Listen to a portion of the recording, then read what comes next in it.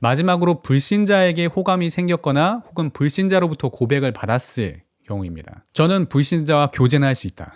하지만 결혼은 할 수 없다. 이렇게 말씀드립니다. 단 불신자와 결혼할 수 있는 경우는 딱 한 가지예요. 호세아와 같은 사명을 받은 경우. 너는 가서 음란한 여자를 맞이하여 음란한 자식들을 낳아라. 이 나라가 여호와를 떠나 크게 음란함이니라. 하나님께서 이 사람이 불신자인 채로 결혼하라는 분명한 그 하나님의 사명과 응답을 받고 그에 대한 확신을 받은 경우에는 결혼할 수 있다.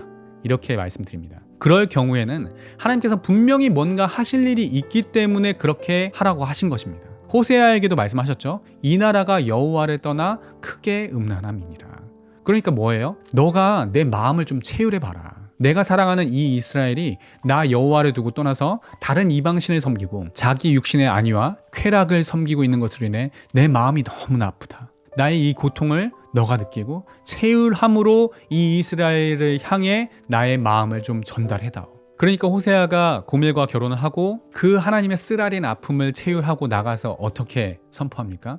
오라, 우리가 여호와께로 돌아가자. 우리가 여호와를 알자. 힘써 여호와를 알자.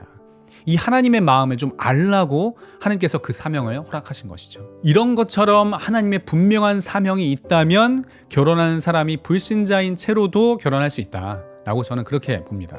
하지만 그렇지 않은 경우에는 불신자와 결혼할 수 없습니다.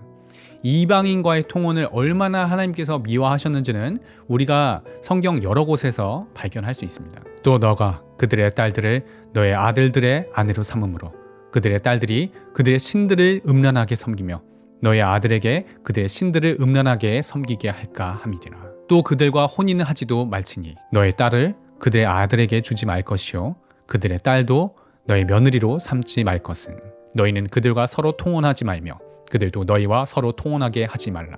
그들이 반드시 너희의 마음을 돌려 그들의 신들을 따르게 하리라 하셨으나 그런즉 너희 여자들을 그들의 아들들에게 주지 말고 그들의 딸들을 너희 아들들을 위하여 데려오지 말며 우리의 딸들을 그 땅 백성에게 주지 아니하고 우리의 아들들을 위하여 그들의 딸들을 데려오지 아니하며 너희가 이방 여인을 아내로 맞아 이 모든 큰 악을 행하여 우리 하나님께 범죄하는 것을 우리가 어찌 용납하겠느냐. 구약에서만 이런 일이 있었느냐? 그렇지 않습니다. 신약은 그 배경 지식을 알아야 하기 때문에 설명이 좀 많이 깁니다.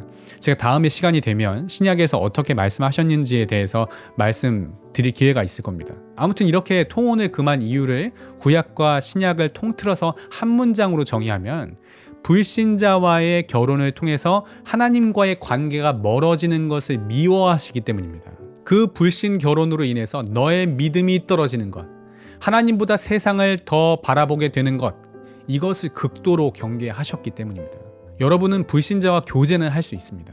그리고 제가 말씀드리는 교제는 세상이 말하는 그 연애와는 다른 개념이라는 건 코이노니아를 의미한다는 것은 앞서 영상에서 다 설명드렸으니까 따로 설명을 안 드리겠습니다. 그렇게 코이노니아의 교제를 통해서 그 불신자를 전도해서 그 불신자 형제 혹은 자매가 교회에 출석하고 나서 예수 그리스도를 주로 영접하고 그에게 회개의 열매, 즉 삶의 변화가 있다는 것이 조금이라도 발견이 되었고 그러한 변화가 6개월 정도 지속이 되었다면 이제는 불신자가 아니라 신자로 봐야죠.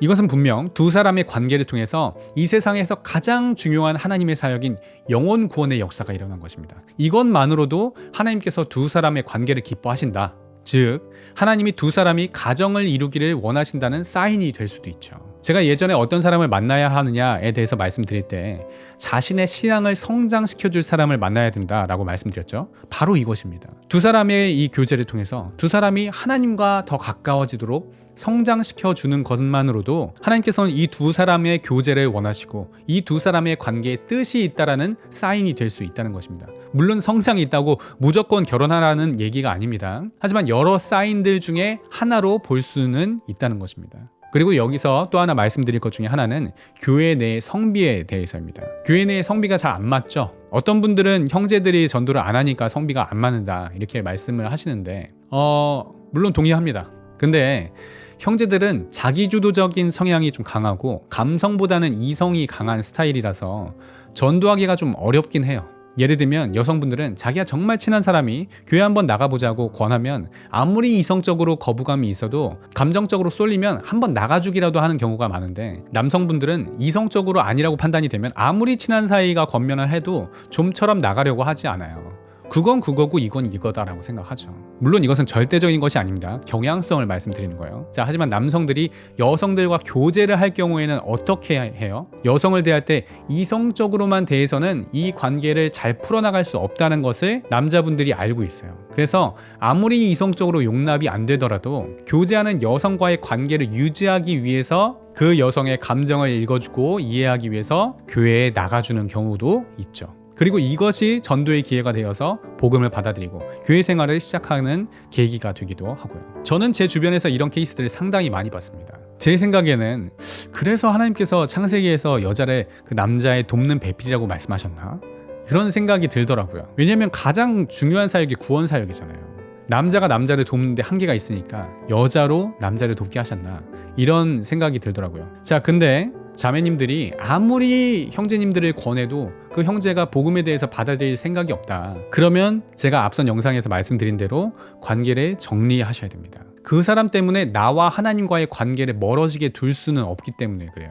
그것이 하나님께서 가장 경계하시고 극도로 미워하셔서 통혼을 금지하셨던 일이기 때문입니다. 나 때문에 그 사람이 복음을 받아들일 수 있게 된다면 좋겠지만, 만약에 그 사람이 끝까지 복음을 받아들이지 않는다면 내 신앙을 포기하면서까지 만날 수는 없는 것입니다. 믿지 아니하는 자가 갈리거든 갈리게 하는 것이 하나님의 뜻입니다.